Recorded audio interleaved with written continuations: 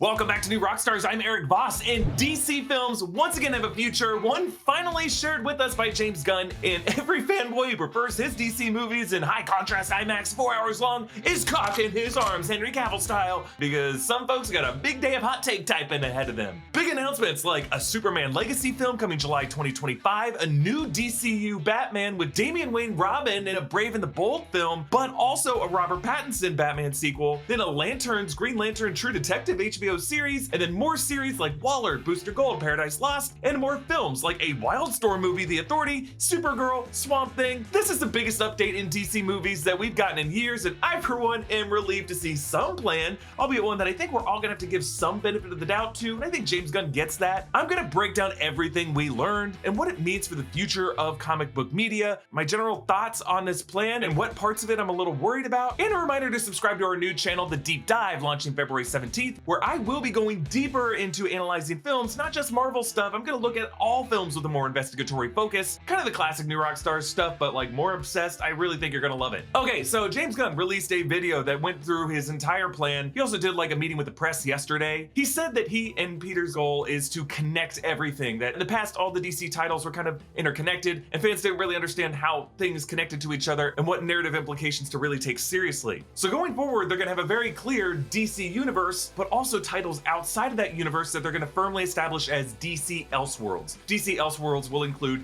the Matt Reeves Batman films and the Todd Phillips Joker films. This year, 2023, the 4 planned DC movies will still come out. Shazam! Fury of the Gods coming March 17th, The Flash is still coming June 16th, Blue Beetle is coming August 18th, and Aquaman and the Lost Kingdom is coming December 25th. Now, other planned DC titles include Joker Folie à Deux coming October 4th, 2024. Reminder, this is going to be a follow-up to the Joaquin Phoenix Joker film. This one's going to be co-starring Lady Gaga as Harley Quinn, and it's been described as a musical. We've also seen some early images for it. I don't know what this movie's going to be, but I'm very excited for it. We've also confirmed to get a sequel to the Robert Pattinson, Matt Reeves, The Batman. They're going to get at least one more of these movies, and it's going to be released on October 3rd, 2025, currently titled The Batman Part 2. Okay, so the new slate of James Gunn and Peter Safran's vision for the new DC titles going forward beyond that. They've called it Gods and Monsters, and this is really chapter 1, or their phase 1 of their plan. And James Gunn said that the following titles are not the entirety of this chapter 1 Gods and Monsters section. Okay, first title, Creature Commandos. This is gonna be an animated 7-episode series that James Gunn has written. It's already in production. This was like a team of classic monsters assembled to fight Nazis, but this is gonna be a modern take on the concept. But the key here is that James Gunn wants the characters to move in and out of animation with the same actors doing the voices as we'll see in live action. This is similar to what Marvel's approach has been in What If. Okay, the next title is An Amanda Waller Show, a spin-off of Peacemaker. Viola Davis is returning. It's gonna be written by Crystal Henry, who worked on Watchmen on HBO, and Jeremy Carver, the creator of the Doom Patrol TV series. And I think it'll be good to just have a Waller series that connects a lot of the threads that we saw in past DC films, including both Suicide Squad movies, what James Gunn did in Peacemaker, and even recently with Black Adam. Okay, next is what James Gunn said will be the true beginning of the DCU, Superman Legacy. This is the Superman film that James Gunn is writing, and he may direct, but we don't know that for sure yet. Safran said it's not going to be an origin story. It will focus on Superman balancing his Kryptonian heritage with his human upbringing, how he is the embodiment of true justice in the American way, and that he is a kindness in a world that thinks that kindness is old-fashioned. It will release July 11th, 2025. They reminded everyone that Henry Cavill will not return to play the Man of Steel, but they have not announced who the new Kal-El will be. Yeah, as you can see,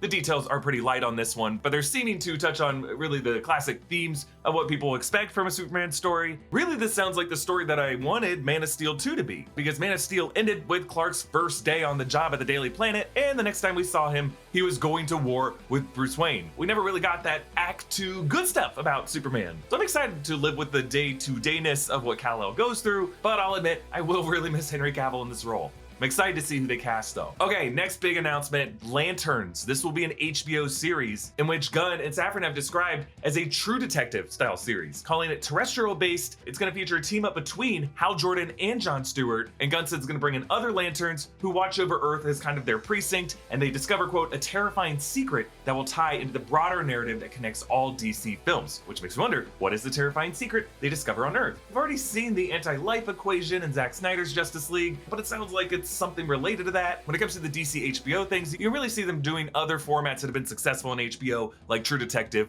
like Game of Thrones, and finding DC versions of that. Now, another movie will be coming out, a fascinating title I'm really curious to see what they do with, The Authority. This is gonna be based on the Wildstorm characters. This is a team of superheroes who go to the extremes to protect the planet by any means necessary. This is part of the 90s Jim Lee run. Gunn said one of the things of the DCU is that it's not just a story of heroes and villains. Not every film and TV show is going to be about a good guy versus bad guy. Giant things from the sky comes, the good guy wins. There are white hats, black hats, and gray hats. And Safford said they are kind of like Jack Nicholson and A Few Good Men. They know you want them on the wall, or at least they believe that. Now the image we see shows the original lineup of the Wildstorm Authority characters. The winged character is Swift. That's a Tibetan woman who possesses wings and sharp talons. The guy in the tunic and turtleneck is the Doctor, a Dutch drug addict and shaman who possesses the combined powers of the hundreds of shamans who came before him. Down in the front, the badass there is Midnighter. He's a bioengineered Batman pastiche who possesses the ability to foresee his opponent's moves in combat. Very cool guy. Contrastingly, the solar fella up above him is Apollo, a bioengineered Superman pastiche. The Union Jack lady up front is Jenny Sparks, a British woman who could generate and turn into electricity.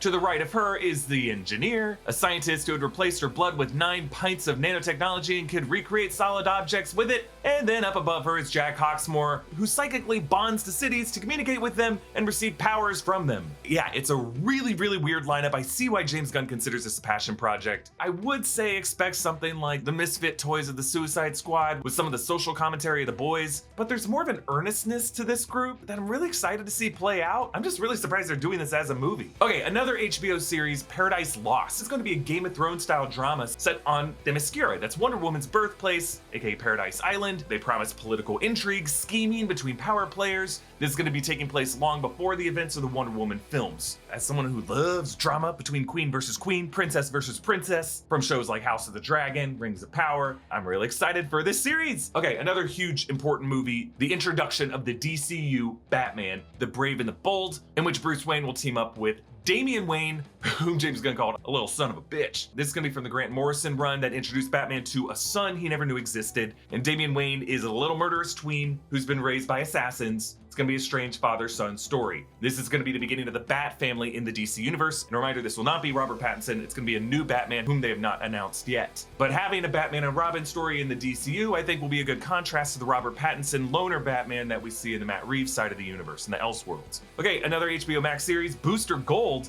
Booster Gold is hilarious. He's one of the lower tier losers from the 80s. He's a loser from the future who uses technology from the future that's basic at that time to come back to today and to pretend to be a superhero. He's got major imposter syndrome. He's a fascinating character, and I hope they get Anthony Starr to play him. Okay, another film, Supergirl, Woman of Tomorrow. James Gunn said it's gonna be based on the Tom King written miniseries, a very different take than what most would think of with the character. Really, they're gonna highlight the contrast between Superman, who was sent to Earth, raised by loving parents in Kansas, but Supergirl was raised on a rock. Just a chunk from Krypton after it exploded, had to watch everyone around her die, be killed in terrible ways for the first 14 years of her life, and then come to Earth. What does that do to a person? So again, Supergirl, Woman of Tomorrow, that's gonna be a movie. Also a movie, Swamp Thing, a horror film. That's gonna close out the first part of the chapter, and James Gunn has made clear it will be one of these Elseworld stories, which I'm actually excited by because it'll give it more bandwidth to be even weirder and crazy and scary. Now reminder, the Ezra Miller Flash movie is still coming, and they acknowledge the drama around Ezra Miller. Safran said, Ezra is completely committed to their recovery. We are fully supportive of that journey they are on right now. When the time is right, when they are ready to have that discussion, we will all figure out the best path forward. But right now, they are completely focused on their recovery, and in our conversation with them in the last couple months, it feels like they are making enormous progress.